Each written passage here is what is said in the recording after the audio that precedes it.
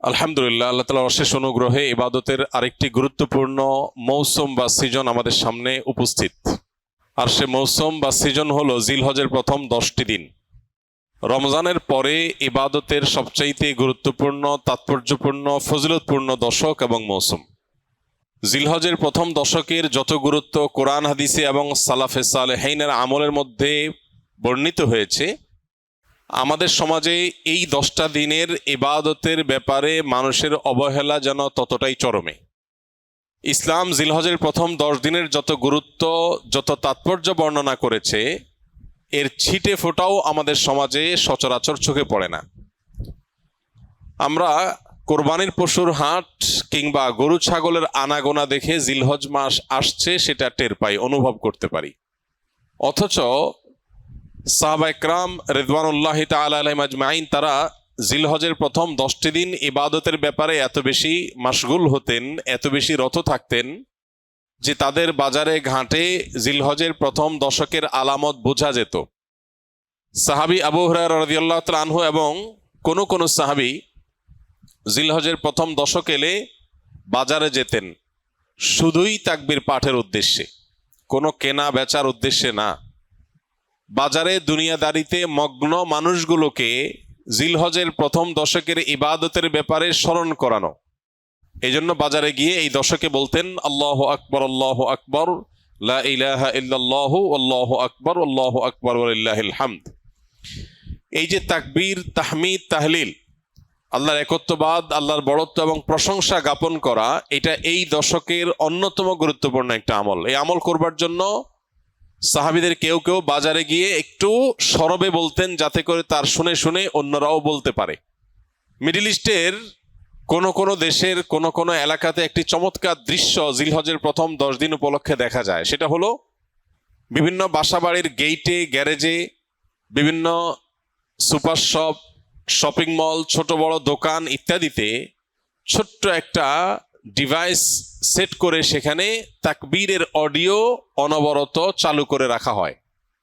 মৃদু ভলিউমে হালকা আওয়াজে যে তাকবীরের ধ্বনি চালানো হয়, এটার উদ্দেশ্য পথচারী বা আশপাশ দিয়ে যারা যাবে তাদের জন্য স্মরণ হয় যে এই দশকে নবী আলাইহিস সালাম নির্দেশ করেছেন ফাকসিরু ফিহিন্না মিনাত তাকবীরি ওয়াত তাহলিলি ওয়াত তাহমিদ।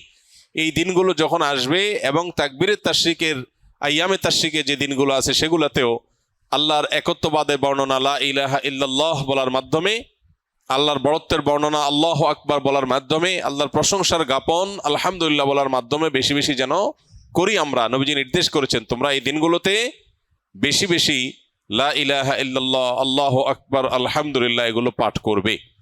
এই জন্য ভাইরা আমার, আমাদের কর্তব্য হলো জিলহজের প্রথম দশকের ইবাদত, এর তাৎপর্য, এর আমল, এর গুরুত্ব, এর মাহাত্ম্য এই সম্পর্কে সমাজে জানাশোনা যেন বাড়ে, সচেতনতা যেন বাড়ে। এই হারিয়ে যাওয়া বা অনেকটাই মানুষের আমল থেকে সরে যাওয়া, ছুটে যাওয়া এই বিষয়টাকে যেন পুনরায় জিন্দা করা যায়, এই জন্য আমাদের ভূমিকা রাখা দরকার। আমরা যদি প্রত্যেকটা মানুষ যার যার জায়গা থেকে সিদ্ধান্ত গ্রহণ করি যে জিলহজের প্রথম দশক উপলক্ষে কোরআন এবং হাদিসের আলোকে যে করণীয়গুলো আছে এগুলো একজন ইমানদার হিসাবে আমি আমল করব, আরো 2-4-5 জন মানুষকে আমি অ্যাওয়্যার করব, সচেতন করব, ইনশাআল্লাহ অনেকটা হারিয়ে যাওয়া এই আমলগুলো নতুন করে পুনরায় জিন্দা হবে, জীবিত হবে। চেষ্টা করা যাবে তো ইনশাআল্লাহ? প্রিয় ভাইরা আমার, আমাদের মধ্যে কেউ যদি বাজারে যায়, চায়ের দোকানে যায় এবং যে একটু যদি জোরে আল্লাহু আকবার, আল্লাহু আকবার, লা ইলাহা ইল্লাল্লাহু, আল্লাহু আকবার, আল্লাহু আকবার ওয়া লিল্লাহিল হামদ, তাকবীর, তাহমিদ, তাহলিল যদি পাঠ করে, কোনো কাজ নাই, কোনো কারণ নাই, চায়ের দোকানের আড্ডার মধ্যে গিয়ে একটু উচ্চস্বরে তাকবীর পাঠ করেছে কেউ, তাহলে সমাজের মানুষ সেটাকে নেগেটিভলি দেখবে, মনে করবে লোকটার মাথায় সমস্যা কিনা, হঠাৎ করে তাকবীর কেন বলল। অর্থাৎ এই পরিমাণ গাফলতিতে আমরা নিমজ্জিত হয়ে গেছি যে আল্লাহর জিকিরটা আমাদের কাছে অস্বাভাবিক আর গাফলতিটা স্বাভাবিক হয়ে গেছে। এই পরিস্থিতি থেকে উম্মতকে বাঁচাবার জন্য আমরা একটু চেষ্টা করতে পারি না ইনশাআল্লাহ? স্কিলের ভাইরা যারা আছেন, বিশেষ করে ছুটি হয়ে যাবে, বাড়িতে যাবেন, ঘরে যখন একটু প্রবেশ করবেন, ঘরের লোকজন বিভিন্ন কাজে আছে, একটু মৃদু ভলিউমে, ডিস্টার্ব করার মতো আওয়াজে না, একটু মৃদু ভলিউমে আপনি যদি তাকবীর বলে ওঠেন, হয়তো আরেকজনের স্মরণ হবে ইনশাআল্লাহ। আমরা এখানেও যে কয়দিন আসি, আমরা বাহির থেকে এসে রুমে প্রবেশ করলাম বা কয়েকজনের মধ্যে প্রবেশ করলাম তখন যদি একটু সরবে পড়ি এই উদ্দেশ্যে যাতে করে অন্যের স্মরণ হয়, তাহলে হয়তো আমলটা জিন্দা হবে। জিলহজের প্রথম দশক উপলক্ষে আমাদের সবগুলো মনিটরে ইনশাআল্লাহ এই দশকে তাকবীরের ধ্বনি উচ্চারিত হতে থাকবে মৃদু ভলিউমে, যাতে করে অন্যদের স্মরণ হয়। এবং এই দশকের ফজিলত, তাৎপর্য, মাহাত্ম্য এবং করণীয় সম্পর্কে অনেকগুলো লিফলেট প্রিন্ট করা হয়েছে, আমরা এগুলো নিয়ে যাব ইনশাআল্লাহ। আর আমাদের সকল প্রতিষ্ঠানে আসুন্নাহ ফাউন্ডেশন থেকে আমরা একটা ফেস্টুন প্রিন্ট করেছি, 2 সাইজের, একটা ছোট আর একটা বড়। এই ফেস্টুনগুলো আমরা প্রত্যেকটা প্রতিষ্ঠানের একেবারে প্রবেশদ্বারে বা এমন জায়গায় যেখানে সবার অনবরত চোখ পড়বে সেখানে আমরা ঝুলিয়ে রাখবো। এই সবগুলোর উদ্দেশ্যই হলো জিলহজের প্রথম দশককে আমরা ইবাদত এবং আমলের একটা দশকে পরিণত করবো ইনশাআল্লাহ। রমজান মাসে আলহামদুলিল্লাহ কম হোক বেশি হোক, ভুল হোক ভালো হোক মন্দ হোক, মিলিয়ে ঝুলিয়ে আমল করার একটা চেষ্টা আমাদের সমাজে আছে।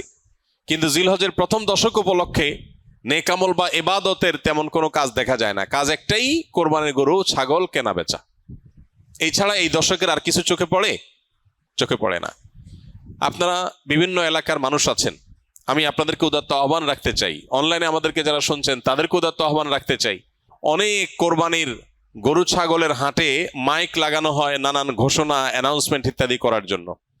আমি লক্ষ্য করেছি খুবই দুর্ভাগ্যজনকভাবে যে কোরবানির পশু কেনা বেচার হাটের অর্থনৈতিক সুফল বিপুল পরিমাণে, আর্থসামাজিক উপকারিতা অনেক বেশি, এটাকে ঘিরে হাজার হাজার লক্ষ লক্ষ মানুষের জীবিকার ব্যবস্থা হয়। এই দেশ পশু পালনে অনেকটা স্বয়ং সম্পন্ন, পশুর গোশত যতটুকু আমাদের প্রয়োজন হয় তার জন্য স্বয়ং সম্পূর্ণতা অর্জন করেছে শুধু কোরবানির খাতিরে। সারা বছর একটা বাছুর লালন পালন করার পর বা 2 বছর লালন পালন করার পর যখন বাজারে বিক্রি করে, কেউ একজন গরিব মানুষের সংসার পালার মতো টাকা হয়ে যায়। বহু মানুষের জীবিকা এই কোরবানির এই ইবাদতের মাধ্যমে আল্লাহ তাআলা ব্যবস্থা করেছেন। কোরবানির এই আমলটা যেখানে একটা ইবাদত, আল্লাহর গুরুত্বপূর্ণ একটা নির্দেশ। আকামা রাসূলুল্লাহ সাল্লাল্লাহু আলাইহি ওয়াসাল্লাম বিল মাদিনাতে 10 সিনিন ইউদাহি, নবীজি 10 বছর কোরবানি করতেন, মদিনায় অবস্থান করেছেন এবং কোরবানি করতেন। শুধু বিদায় হজের সময় তিনি হজের সফরে ছিলেন, বাকি বছরগুলোতে তিনি মদিনা থেকে প্রতি বছর কোরবানি করতেন। তো কোরবানির এই আমলটা যেহেতু একটা ইসলামিক কাজ, একটা ইবাদত, সেই ইবাদতকে ঘিরে যে হাট বা বাজার হয় সেখানকার মাইকে গান এবং বাজনা বাজানো হয়, এর চেয়ে দুর্ভাগ্যজনক বাস্তবতার কি আছে? তো আপনাদেরকে আমরা উদাত্ত আহ্বান রাখতে চাই, এইসব মাইকে বিভিন্ন অ্যানাউন্সমেন্ট করতে হয়, বিভিন্ন ঘোষণা দিতে হয়, সেটা দেওয়া হোক। পাশাপাশি বাকি সময়গুলোতে মানুষের অ্যাটেনশন গ্রো করার জন্য গান বাজনা নয়, তাকবীরের ধ্বনি উচ্চারিত হোক। আমরা ইনশাআল্লাহ দাওয়াতের নিয়তে, মাস্তানি না, কিসের নিয়তে? দাওয়াতের নিয়তে এরকম হাট বাজারগুলোতে যারা দায়িত্বশীল আছেন তাদেরকে গিয়ে যদি ফাউন্ডেশন একটা লিফলেট দেই আর একটু হাতে পায়ে ধরে আল্লাহর ভয় দেখাই যে আপনি যে গান বাজাচ্ছেন, এই গান শুনে যত মানুষ গুনাহগার হবে, এই হারাম মিউজিকের কারণে যত মানুষ গুনাহগার হবে, আপনি দায়ী হবেন। মানুষ এসছে ইবাদতের একটা কাজের জন্য, পশু কেনার জন্য, আপনি তাকে গুনাহ করতে বাধ্য করছেন, এটা হয় না।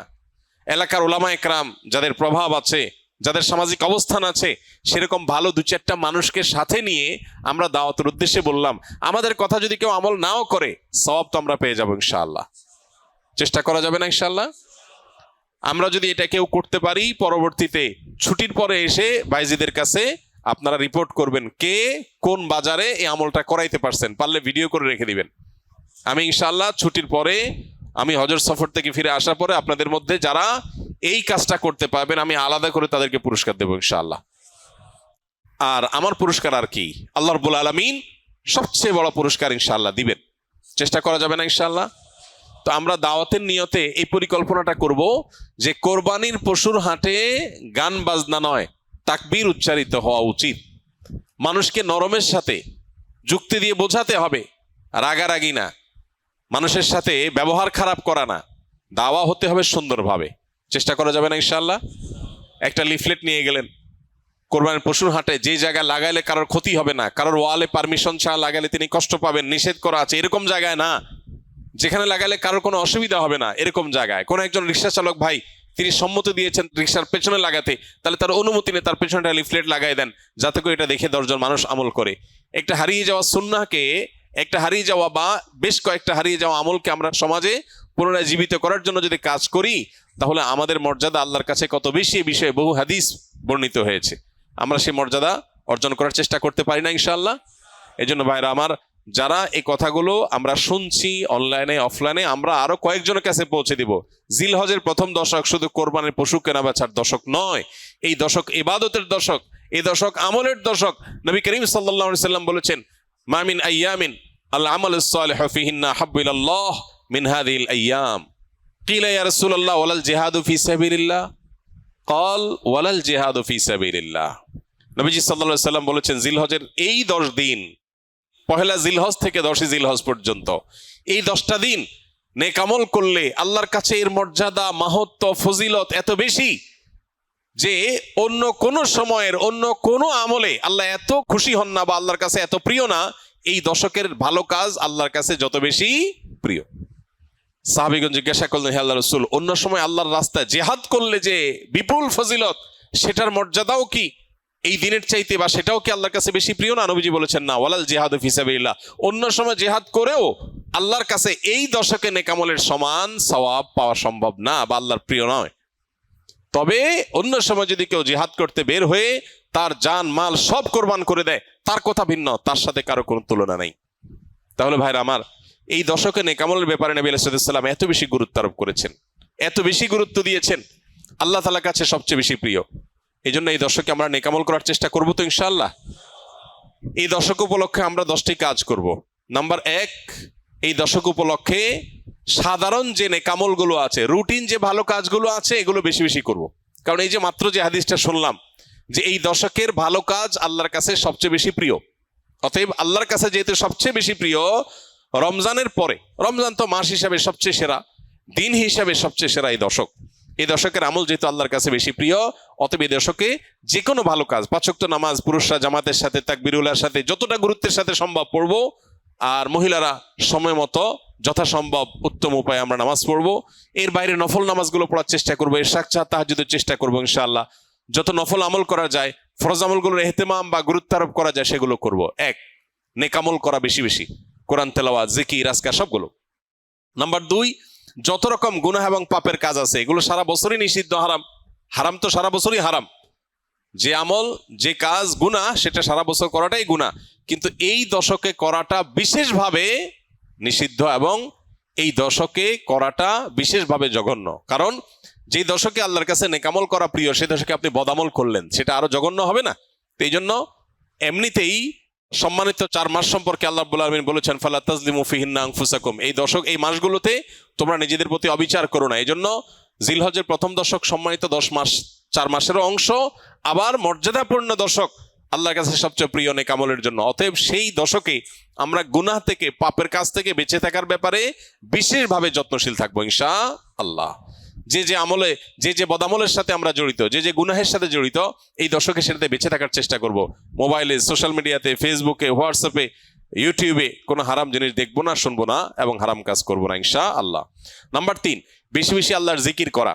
কারণ আল্লাহ তাআলা সূরা হজের 28 নম্বর আয়াতে এই নির্দিষ্ট দিনগুলোতে আল্লাহ বেশি বেশি জিকির করতে নির্দেশ করেছেন। অতএব বেশি বেশি আল্লাহর জিকির, যত রকমের আল্লাহ জিকির হতে পারে, মুখের জিকির, অন্তরের জিকির, এই জিকিরগুলো বেশি বেশি করবো ইনশাআল্লাহ। নাম্বার 4, যাদের হজের তৌফিক হয়েছে তারা এই দশকে হজ করবেন, হজ শুরু করবেন 8 তারিখে।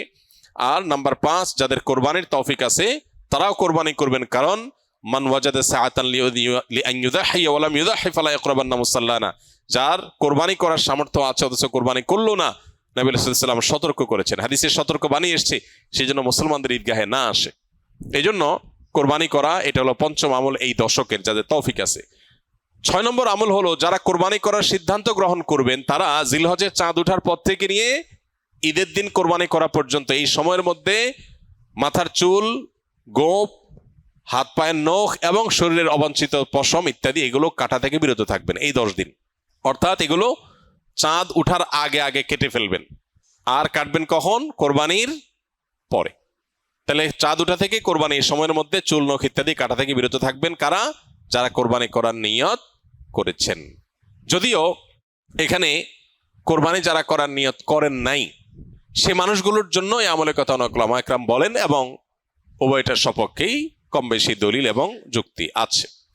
7 নম্বর আমল হলো বেশি বেশি তাকবীর, তাহমিদ, তাহলিল পড়া, যেটা মাত্র বললাম। উঠতে বসতে, চলতে ফিরতে, বাজারে ঘাটে, ঘর বাড়িতে, সব জায়গাতে আল্লাহু আকবার, আল্লাহু আকবার, লা ইলাহা ইল্লাল্লাহু আল্লাহু আকবার ওয়ালিল্লাহিল হামদ বেশি বেশি উচ্চারণ করা। আমরা মোবাইলের ওই যে ওয়েলকাম টিউন হিসাবে তাকবীর কিভাবে সেট করা যায় সেটার জন্য আমরা প্ল্যান করতে পারি, প্রোগ্রাম করতে পারি। আর কতভাবে মানুষকে স্মরণ করানো যায় হালাল উপায়ে, বৈধ উপায়ে, সেটা আমরা চেষ্টা করতে পারি। তাহলে 7 নম্বর আমল হলো বেশি বেশি তাকবীর, তাহমিদ, তাহলিল পাঠ করা। এটা এই 10 দিন ধরে রাত দিন কোনো সংখ্যা ছাড়া যার যতটুকু তৌফিক হয়। 8 নম্বর আমল হলো এই তাকবীরটাই আইয়ামে তাশরিকে অর্থাৎ জিলহজের 9 তারিখ বাদ ফজর থেকে নিয়ে জিলহজের 13 তারিখ আসর পর্যন্ত প্রত্যেক নামাজের পরে একবার করে পাঠ করা, নারী পুরুষ সবাই।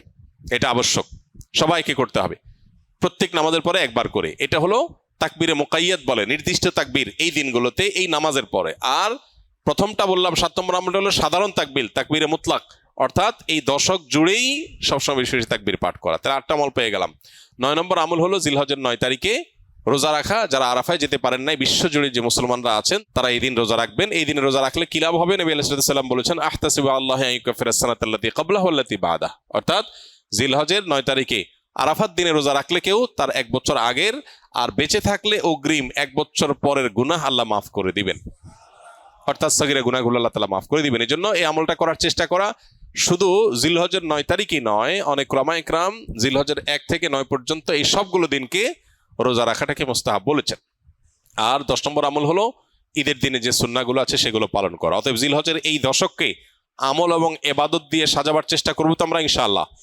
বেশি বেশি তাকবীর, তাহলিল, তাহমিদ নিজেরা পড়বো, অন্যদেরকে উদ্বুদ্ধ করব, চেষ্টা করা যাবে না ইনশাআল্লাহ। আল্লাহ রাব্বুল আলামিন আপনাকে আমাকে আমাদের সবাইকে আমলের তৌফিক দান করুন। আসুন্নাহ ফাউন্ডেশন, উম্মার স্বার্থে সুন্নাহর সাথে।